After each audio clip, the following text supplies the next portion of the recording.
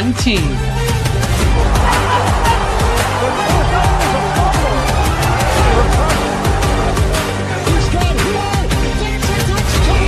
One dream. One fan. 30, 20, 10, touchdown Miami! One, two, three, go! Hello, Miami Dolphins fans. How are you today? And thank you for listening to the DolphinsTalk.com podcast on this Sunday, February the 15th. I am your host, Mike Oliva, flying solo tonight. Hope everyone had a nice Valentine's Day yesterday. And I'm here. We got a bunch of news in the world of Miami Dolphins. I also have a few topics I'd like to sort of go over as well. So I'm not going to waste any time. I'm going to get right into it. But before we do anything, let's get the business stuff out of the way first. This show is brought to you by Caneswear.com. Everyone go to Caneswear.com for the best and most affordable Miami Dolphins apparel on the internet. Also, a shout out to our friends at the I Am a Miami Dolphins fan Facebook page run by the great Carlos Hernandez. If you're on Facebook, please be sure you are a part of the I Am a Miami Dolphins fan Facebook page. And right now, if you're watching us live on YouTube, just know super chats are open. If you leave me a super chat, I will read it on the air between now and the end of the show. And if you're watching this on YouTube in general, do me a favor, smash that like button, subscribe to the channel, and make sure you don't miss an episode of the DolphinsTalk.com podcast. If you missed the announcement we made late last week, the Fish Tank with Seth Levitt and OJ McDuffie are going to be joining us here at the Dolphins Talk YouTube channel. Their live shows on a Wednesday night we'll be seeing here on our YouTube channel. So make sure you subscribe and hit that like button. Also hit the alert bell too, because why not? Hit everything. Hit it all. All right. Let's get into the news. The Miami Dolphins sort of rounded out their coaching staff late last week, and they hired Ron Middleton as their tight ends coach. He's been a tight ends coach in Jacksonville from 2013 to 2020. He was then a tight ends coach for the New York Jets from 2021 to 2024. A wealth of experience in that role as an NFL tight ends coach. So they get a good one there in Ron Middleton to be their tight ends coach. It was also announced on that same day, earlier that morning, the Miami Dolphins hired Bush Hamdan as their quarterbacks coach. Bush Hamdan, again, a guy who has a lot of experience, but mainly in the college world there. So in this role, he did spend 1 year in the NFL as a quarterbacks coach with the Atlanta Falcons in 2017. But most of his experience. So he was with Kentucky as the offensive coordinator and the quarterbacks coach 2024-2025. He was the quarterbacks coach and offensive coordinator at Boise State in 2023. He was the quarterbacks coach at Missouri from 2020 to 2022. He was also the offensive coordinator and quarterbacks coach at the University of Washington between 2018 and 2019. Now, this Bush Hamdan hire. Now, remember, they had Nate Hackett hired to be the quarterbacks coach, and then he was only here for a week, and he got the offensive coordinator job with the Arizona Cardinals. But here's the thing with the Hamdan hire, because one of the quarterbacks in this draft, who's maybe one of the most polarizing quarterbacks in this upcoming draft, is Taylor Green out of Arkansas. Many think he's a day 3 pick, so you're talking around 4, around 5, most likely. I don't think he'll fall to 6, but somewhere around there. He's a bit of a project, but there is a ton of upside with Taylor Green, where he could, if coached right in the right type of situation, could turn into somebody special. Now, he's from Arkansas, but he transferred to Arkansas. And where was he before Arkansas? Boise State. Who was his offensive coordinator at Boise State? Wait for it. Bush Hamdan. Now, does that mean Miami will draft him? No, of course not. It's just 1 year together, and in sort of to connect those dots would kind of be a stretch, if we're being honest. But if they do use a day 3 pick on a quarterback, say Taylor Green, you got some familiarity here with Miami's new quarterbacks coach. So just something to keep in the back of your mind when we get to late April. I'm not saying because they hired him, they're going to pick him in the draft. Not saying that. I'm just saying if they do draft him, because he is someone who's on the radar of a lot of people, just something to keep in mind. So like I said, with those two hires, and there was also some staff assistant news. That's like whatever. The Miami Dolphins coaching staff is now official, and every key role has been filled. I'm just going to go through it real quick here, and I have some thoughts I want to say about this too.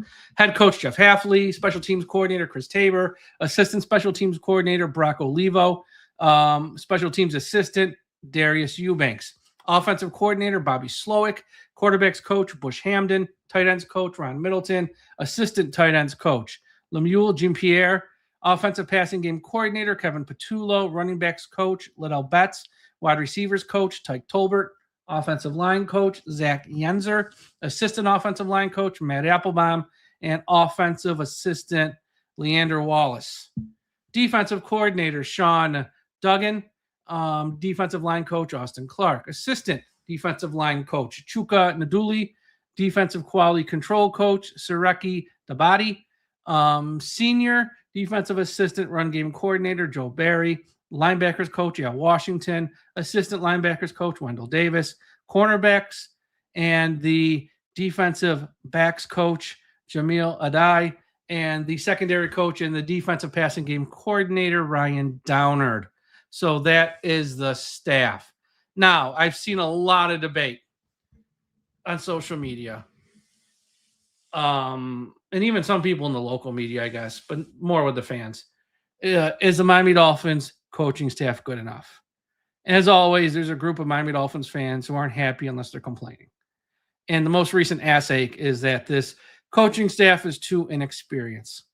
Well, I'm not going to sit here and say this is the greatest coaching staff of all time. It's not the 1956 New York Giants with Jim Lee Howell as head coach, Vince Lombardi as offensive coordinator, and Tom Landry as the defensive coordinator. It also isn't that bad of a staff either.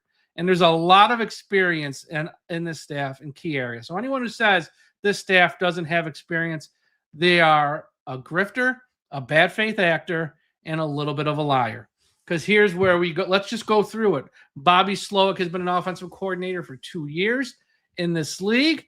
In each of those years, his team won the division and they won playoff games. So he's an experienced offensive coordinator. Kevin Patullo, yeah, he was an offensive coordinator last year, but in 2022 and in 2024, when he was a passing game coordinator in Philadelphia, they went to the Super Bowl both those years. And oh yeah, in 2024, they won the Super Bowl with Kevin Patullo as a passing game coordinator. So he's got experience there. Ron Middleton has been a tight end coach from 2013 on. That's experience. Tyke Tolbert has been a wide receiver coach in the NFL since 2003. So anyone who says this staff doesn't have experience, that's just the offense.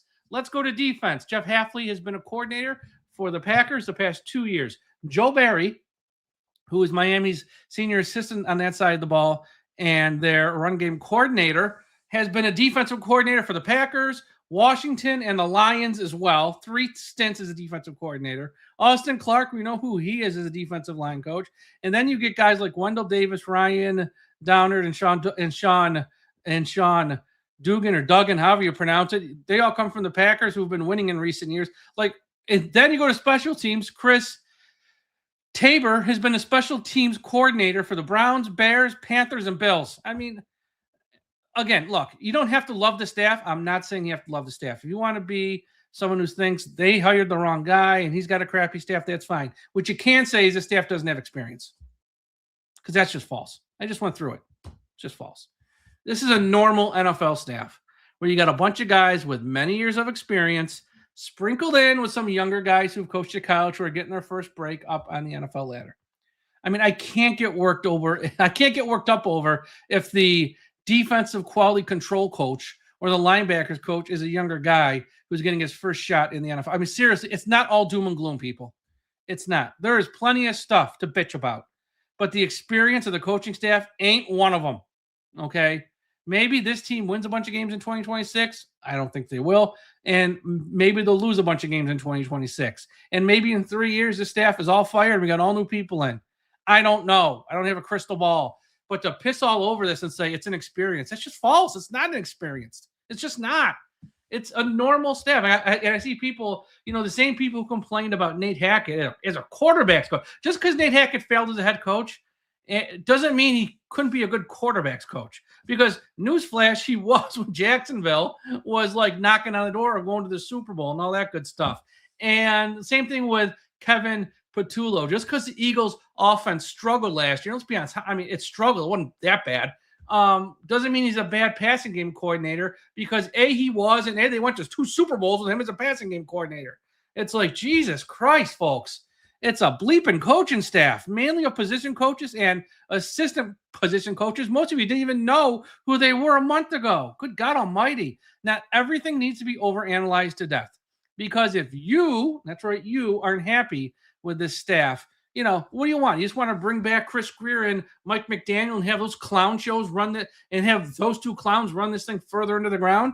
Just be happy change was made and give the new people a chance. And if they suck, I will be the first one here yelling at the top of my lungs that they suck. I will. But I don't know yet. And just looking at the resumes of like literally half the staff, they are longtime NFL coaches. One guy's been a wide receiver coach since 2003. One guy's been a tight ends coach in 2013. One guy's been an offensive coordinator twice on a team that won. One guy's been a passing game coordinator on a team that went to 2 Super Bowls in the past, 6 years. It's like, I don't know what's going to make you happy. I'm not saying it's the greatest staff ever, but it ain't bad. This is a normal NFL staff where you got a healthy mix of experienced guys and young guys. Look at any staff around the league. That's what these staffs are. So if you want to nitpick this stuff and just be miserable in February, that's on you. It really is on you. All right, real quick here, I want to give a shout out to everyone listening at finheaven.com. Everyone go to finheaven.com, largest Miami Dolphins message board on the internet. Also, shout out wherever you're listening to this podcast, whether it's Apple Podcasts, Spotify, Podbean, Podchaser, Apple Podcasts, or YouTube. Make sure you subscribe. We're going to have new shows most of the week. And we're working on a few things. Got some interviews coming up as well. Like I said, Fish Tank Live is going to be here on most Wednesdays in the off season, as well as all the other shows. Josh and Aaron, same old Dolphin show. Myself, Tom, Ian when he can, health permitting, obviously, and the great staff that you're used to here at DolphinsTalk.com and our podcast network. I've already got people lined up for draft season. It's going to be an amazing. When we get closer to the draft, like it's for our site, it's a little too early to get into the draft stuff. I mean, it's February. We haven't even had the combine yet. But once we get, into draft season, I've got amazing guests lined up for draft to get you ready for the draft with a Miami Dolphins themed shows. We're not going to cover like every player. We talk about, what positions are key for the Dolphins, which this year is most of them. And which guys might be in play, what guys are sleepers, what guys are going to be like scheme fit. So we heavily focus on guys who might fit into what Miami does. And also the connections, like I said, with Hamden, the quarterback's coach, Taylor Green from Arkansas. Like we get into that where it ties into the Dolphins, where we're not just talking about 50,000 names that, 3/4 got no chance of being picked by Miami. So I got people lined up you wouldn't believe. So it's going to be a great draft season. Free agency starts in like less than a month. We're going to get you there. So everyone just be on the lookout and make sure you're subscribed. And again, on YouTube, if you're watching us live, smash that like button, subscribe to the channel, and super chats are open here. If by the end of the show you send me one, I will read it on the air. All right, let's get to the main topic of today's show. Here's the deal. For the Miami Dolphins to turn this around, this roster is a disaster. It's a bad roster right now. Outside of running back, we need help literally everywhere. Quarterback, wide receiver, tight end, offensive line. You need help in your secondary is just a mess. You got one edge rusher that you can, soon to be one edge rusher, I think.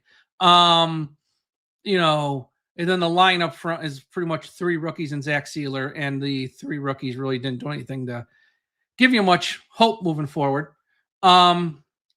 So if I'm the Dolphins, here's how I rebuild this. I'm starting with the defense. Here's why. You look at the post-Don Shula world we've had with head coaches in Miami, which is pretty much all of them. I mean, you had George Wilson, Shula, then pretty much everyone else. Since Shula, which coaches have had the most success in Miami? I can make a case they are Jimmy Johnson, Dave Wannstedt, Nick Saban was only here for 2 years, but you kind of knew he was good. And I'd say Flores as well. To me, those are the best 4 coaches we've had in the post-Shula era. What do they have in common? They're all coaches on defense. Defensive side of the ball coaches. Hell, if you even want to count Shula, he was a defensive coach as well before he became a head coach with the Colts and all that good stuff. And who are the most underachieving coaches or busts Miami's had as head coach? Cam Cameron, Joe Philbin, Tony Sparano. He had one good year, Tony Sparano. Adam Gase had one good season. And I throw Mike McDaniel only because he had literally the best, most loaded roster this franchise has had since Shula in like 95 or so. And, he won nothing. So when we go with offensive coaches, we stink. And by we, I mean the Miami Dolphins.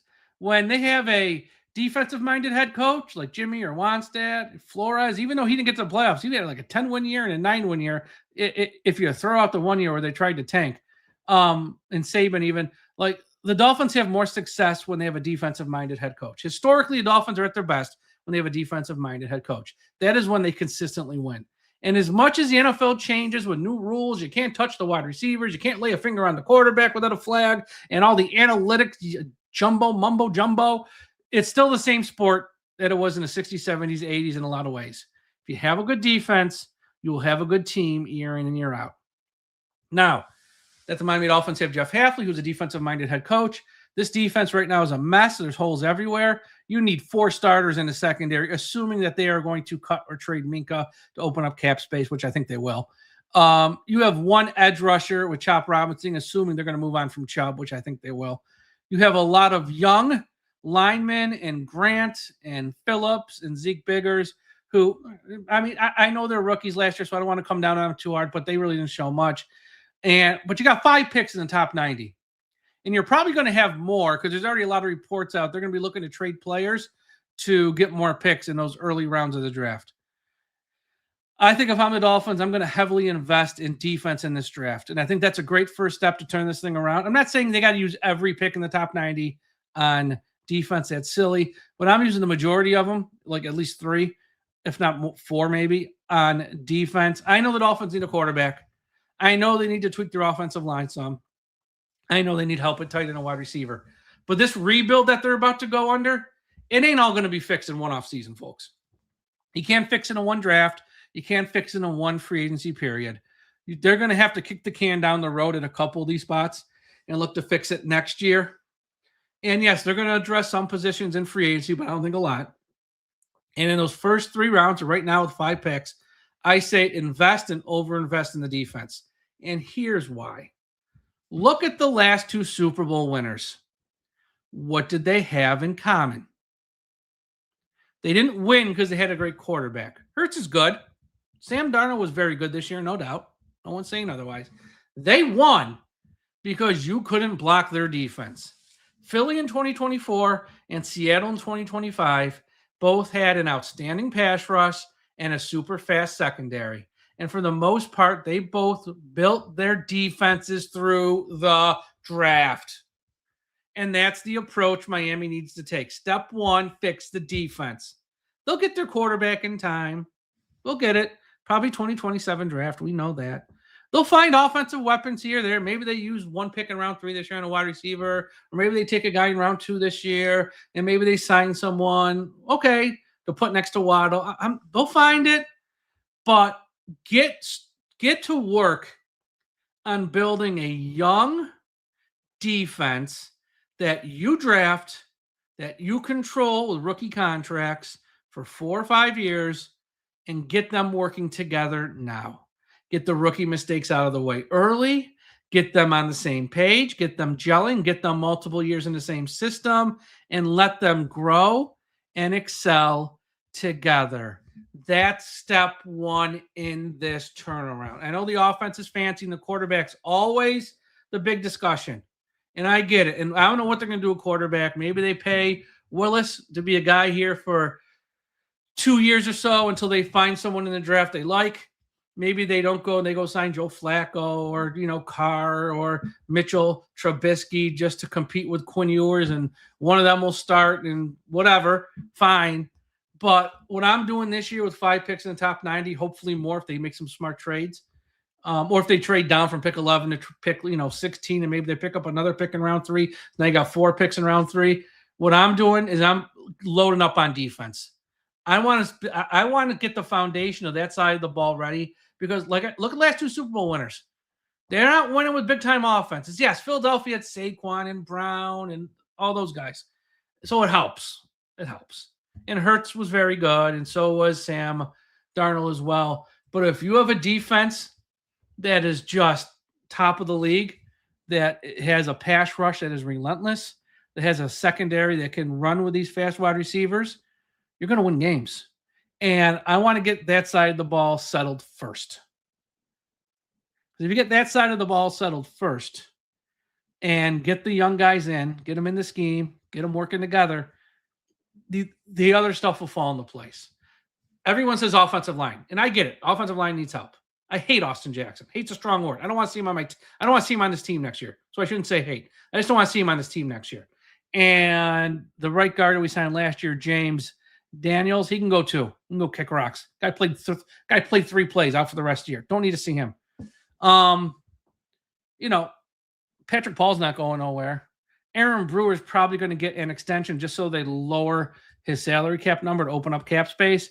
And Jonas Vainea, even though these guys didn't draft him, the amount of draft capital that was traded for him, they're probably going to try and make it work. Maybe they move him to the right side. Maybe they give him new coaching and it helps. So you got 3 or 5 guys kind of locked in somewhere on that line. So yeah, you still need to address the offensive line, which I get. But this year, and I'm not saying, once again, at pick number 11, if one of those guys falls in your lap, take them. Take an offensive tackle. Take it. But with those 5 picks in the top 90, and even in free agency, if I'm going to invest any money or any assets this year, defense is going to be the priority. And I hope that's the approach they take, because that's what's going to turn this thing around, I think, quicker. Shouldn't say quickie. Quicker. That's what's going to turn this thing around. So that's just my thoughts on that. We'll see. Because here's the thing. At least on offense, you got Waddle. You got Achane. You got at least 2 offensive linemen I trust in Paul and Aaron Brewer. Malik Washington is like a 4th or a 5th wide receiver. You can put him in there. Like, there's some pieces. On defense, you got Jordan Brooks, Zach Sealer, and because I think Chubb and Minka are each going to be gone, you got nothing else. Nothing. So just something to keep in mind. This what I would do if I was in charge. We'll see what John Eric Sullivan does. Again, legal tampering period, March 9th. First official day guys can sign contracts, March 11th at 4 p.m. Eastern. Legal tampering period, March 9th at noon. I don't think they're going to be, aside from Willis, because I do think they're going to either sign Willis or make a big run at him. Maybe some other team pays him more. I don't know. I think they'll probably go after Willis, and that'll probably be the biggest one they sign in free agency. Other than that, I could see a few guys from the Packers who are free agents. Maybe they make a run at like fair market deals, or I don't want to say cheap. That's not fair. But, not overspend. I think they're going to be quiet in free agency, and I think they're going to look to trade. I think they're going to look to trade Minka, even if it gets them back a 4th-round pick. So be it. Minka's got no guaranteed money. So if you trade him or cut him, it literally opens up like $13 to $15 million in cap space. It's like a lot of money. And, he's great, Minka. He was great last year. But this is a rebuild. And by the time we're good, Minka, he's going to be old. So if they can get rid of him and get an extra pick this year in round 4, maybe round 3 if they're lucky, great, make that trade. Chubb, I don't think anyone's good. Chubb's contract's so bad that the thing with Chubb was he was their best pass rusher last year, even with 3 ACL injuries, and I know he's had ankle surgery as well, I believe. It was either a foot or an ankle. I can't remember. If they can restructure him and keep him, I'd be for it. But I think in some ways, again, because it's a rebuild, it would only have to be a 1-year deal with Chubb because, once again, he's old. He's getting older. and he's had all these injuries. I mean, 3 ACL injuries scares the hell out of you. You only want him for 1 more year because they literally have no other edge rushers. Chop Robinson was like bad last year, so they might want to restructure him and keep him for 1 year. But again, they can't overpay him, and they shouldn't. So if they can work something out there, maybe. If not, you just cut him and you just open up cap space there. And you might want to do him as a post-June 1st. I don't know. You can only do, I think, 2 post-June 1st cuts too. So you can't cut everyone post-June 1st. And plus, if once you cut guys post-June 1st, you don't have money to spend in March. That money's not off the books till June. So yes, it'll help you in the cap in 2027, but not so much this year. So I think Tua is going to be a post-June 1st cap hit, and I think Hill might be a post-June 1st cap hit. So I think all these other guys will be pre-June 1st. That's just my guess. I might be wrong. I don't know. I could see Hill going either way, but I think for Tua, it's going to be post-June 1st. So we'll see. But yeah, rebuild the defense. That's what they need to do, in my opinion. All right, that's all for today's show. Thank you all for listening, as always. Be sure to check out the website, DolphinsTalk.com. Check it out, as we got a bunch of new articles up. We got a bunch of new we got something up from Simon Clancy. Ryan Van Hoover's got something that's going to drop in the morning. Oh, I dropped my first mock draft 1.0, full 7 round. Is going to drop Monday morning. So be on the lookout for that on the website, DolphinsTalk.com. I usually don't start this early, but with Miami having so many early round picks, I'm like, I got to get a jump on this year. So this is 1.0. It's probably going to change a lot between now and late April, but I released my first full 7 round mock draft Monday morning. Check the website out Monday morning for that. We got a bunch of, we got Simon Clancy wrote something. Chris Oliver wrote something. Brian Marr wrote something. Carlos wrote something. We got a bunch of new commentaries up. We got all the latest news up as well. I didn't even talk about how the people at PFF believe that the best landing spot for wide receiver Deebo Samuel is the Miami Dolphins because of his ties with Bobby Slowick. I might save that for a show later this week, but that's what's out there, that Miami, to find someone to go opposite Waddle, might be able to get someone like Deebo Samuel at a fair market value to pair him with Waddle at wide receiver, because Deebo's best year was when Bobby Slowick was in San Francisco as an offensive assistant. So that's out there in the world. There's so much happening right now. That's why you got to check out DolphinsTalk.com, the website, all the time. And also go to the website, DolphinsTalk.com, social media, Twitter, Instagram, Threads, and all those good places at Dolphins Talk. Everyone have a great Sunday night. Thank you for listening as always. And please remember, when you're out on the road driving around with your friends and family, that don't get stressed out. I know driving can be crazy sometimes, but please remember, we must put an end to highway profanity.